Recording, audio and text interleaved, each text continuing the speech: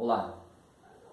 No passado, algumas pessoas estudando o livro do profeta Daniel, chegando ali no capítulo 8 e 9, elas deduziram erroneamente de que o profeta Daniel estivesse falando de Etíoco Epifanes. Não está falando dele. Etíoco Epifanes foi um personagem terrível que viveu entre os anos 215 a 162 antes da era cristã. Ele invadiu com seu poderoso exército Jerusalém e profanou o templo sagrado dos judeus. Se você ler Daniel capítulo 8, versículo 17, olha o que o anjo Gabriel disse para Daniel. Entende, filho do homem, porque esta visão se realizará no fim do tempo, esses dos quais nós já estamos vivendo agora.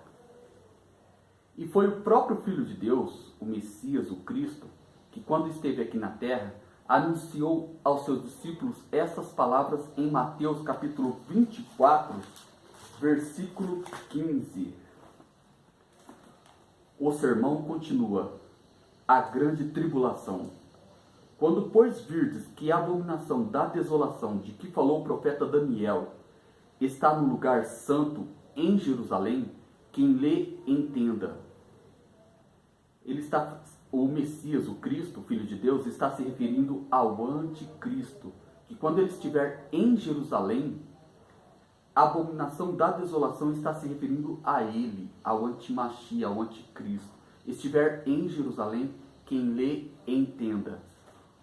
Outro erro comum entre as pessoas é dizer que o cavaleiro do cavalo branco de Apocalipse capítulo 6, versículo 2 é o Filho de Deus, o Cristo, e não é o Cristo, o Salvador do mundo. Não, não é. É o anticristo.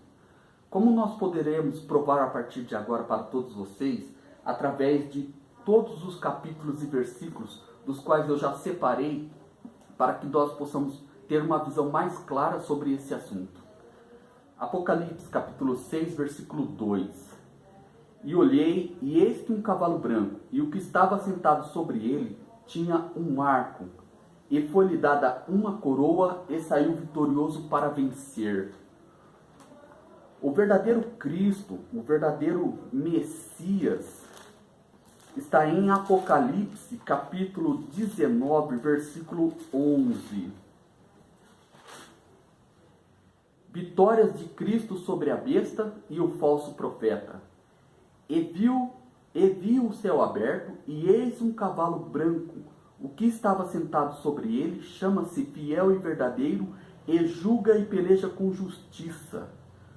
E os seus olhos eram como de chama de fogo, e sobre a sua cabeça havia muitos diademas, e tinha um nome escrito que ninguém sabia senão ele mesmo. E na vestes e na sua coxa tem escrito este nome: Rei dos Reis e Senhor dos Senhores. Este aqui, apresentado para vocês agora, em Apocalipse capítulo 19, versículo 11, é o verdadeiro Cristo, o Salvador do mundo. E não este de Apocalipse capítulo 6, versículo 2. Esse é o anticristo. Daniel capítulo 11, versículo 36. E esse rei, vocês notam que em Apocalipse capítulo 6, versículo 2, já ele recebe uma coroa. Em Daniel capítulo 11, versículo 36, ele já chama ele de rei. Fará conforme a sua vontade, e não a vontade de Deus. E se levantará e se engrandecerá sobre todo Deus, e contra o Deus dos deuses falará coisas incríveis, e será próspero, até que a ira se complete. Se você ler João capítulo 5, versículo 30, olha o que o Filho de Deus disse para os seus apóstolos, para os seus discípulos: eu não posso de mim mesmo fazer coisa alguma, como ouço, assim julgo, e o meu juízo é justo, porque não busco a minha vontade, mas a vontade do Pai que me enviou. Amém? Glórias a Deus por isso. Então, nós vimos aqui que em Daniel 11:36, esse anticristo fará conforme a sua vontade, se levantará e se engrandecerá, né? Em 2 Tessalonicenses, capítulo 2, versículo 4, olha o que está escrito: ninguém de maneira nenhuma vos engane, porque não será assim sem que antes venha a apostasia e manifeste o homem do pecado, o filho da perdição. Está falando do anticristo, o qual se opõe e se levanta contra tudo que se chama Deus ou se adora, de sorte que se assentará como Deus no templo de Deus em Jerusalém, querendo parecer Deus. Terrível isso. 2 Tessalonicenses capítulo 2, versículo 9 ao 12. A esse, cuja vinda é segundo a eficácia de Satanás, com todo o poder e sinais e prodígios de mentira. Vocês se lembram que o Cristo disse aos seus discípulos e os apóstolos, ele disse essas palavras lá em capítulo 24 de Mateus, no sermão profético na montanha, que eles, o falso profeta e o anticristo nesses últimos tempos, farão tão grandes sinais e prodígios nos céus, à vista dos homens, que se possível fora, enganaria até os escolhidos. Mas como você está sendo avisado de antemão pela Bíblia Sagrada, muito cuidado com as coisas que você acha que é de Deus, que está aparecendo nos céus. Eles gastaram bilhões de dólares em tecnologia para fazer isto agora no tempo do fim. Muito cuidado. Vamos continuar lendo. E com todo o engano da injustiça para os que perecem, porque não receberam o amor da verdade para se salvarem. E por isso Deus lhes enviará a operação do erro, para que creiam a mentira, para que sejam julgados todos os que não creram a verdade, na Bíblia Sagrada.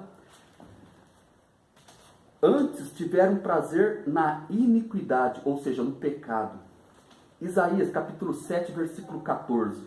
Portanto, o mesmo Salvador, o Cristo, vos dará um sinal. Eis que uma jovem, na tradução hebraica original, é jovem, não virgem, conceberá e dará luz a um filho, e será o seu nome Emanuel, que traduzindo quer dizer Deus conosco.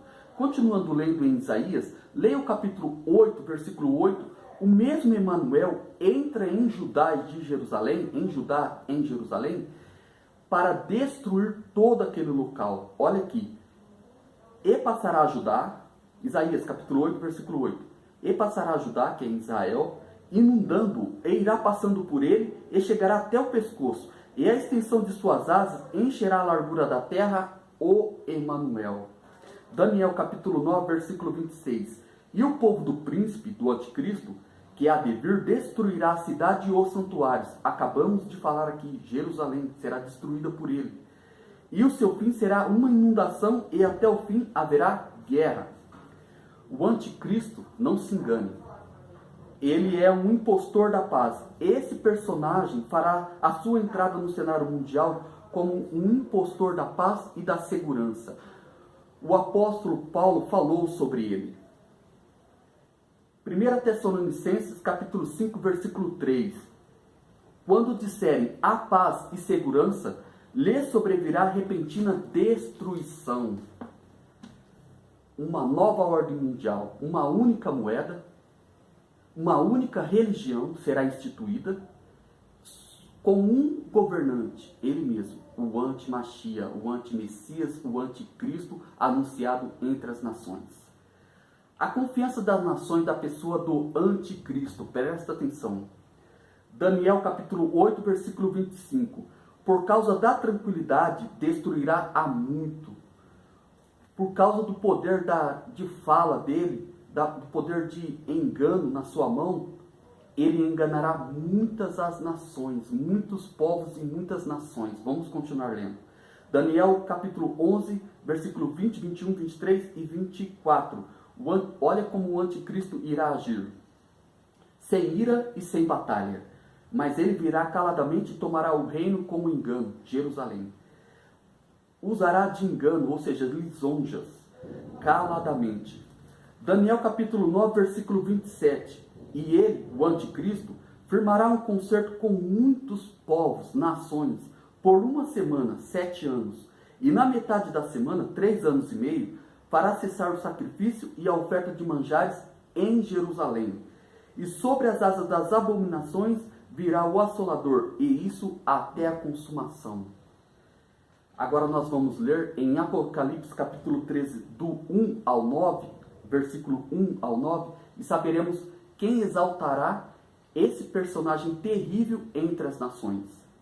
E o dragão, a antiga serpente chamada Diabo, deu-se-lhe o seu poder e o seu trono. Nós lemos em Daniel capítulo 11, versículo 36, que chamou ele de rei.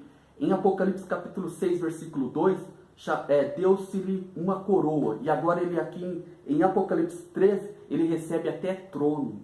Todos nós sabemos que esse rei é o rei das trevas. E grande poderio, e deu-se-lhe poder para continuar por 42 meses, 3 anos e meio. E abriu sua boca para blasfemar contra o Altíssimo, para blasfemar do seu nome e do seu tabernáculo, e dos que habitam no céu. E foi-lhe permitido fazer guerra aos santos e vencê-los. E deu-se-lhe poder sobre toda a tribo, nação e língua. E adoraram-na, preste muita atenção agora, e adoraram-na todos os que habitam sobre a terra, esses cujos nomes não estão escritos no livro da vida do Cordeiro. Quem tem ouvido, ouça. Agora, para concluir essa mensagem, quero deixar um recado para todos os meus irmãos judeus messiânicos e ortodoxos lá em Jerusalém. Nós sabemos que o capítulo 11 de Romanos deixa bem claro que a dureza e a cegueira espiritual veio em parte sobre o povo judeu. Sabemos disso. Para que toda a plenitude da graça e da salvação de Cristo fosse plena para todos os gentios, nós. Para que todo Israel fosse salvo. Amém? Amém. Mas quero deixar essa última mensagem para todos os ortodoxos. Yohanan, capítulo 5, versículo 43. Olha o que disse Yeshua Hamashia. Eu vim em nome de meu Pai e não me aceitais. Se outro vier em seu próprio nome, a esse aceitareis. Amém? Shalom Adonai a todos, fiquem todos na santa paz de Deus.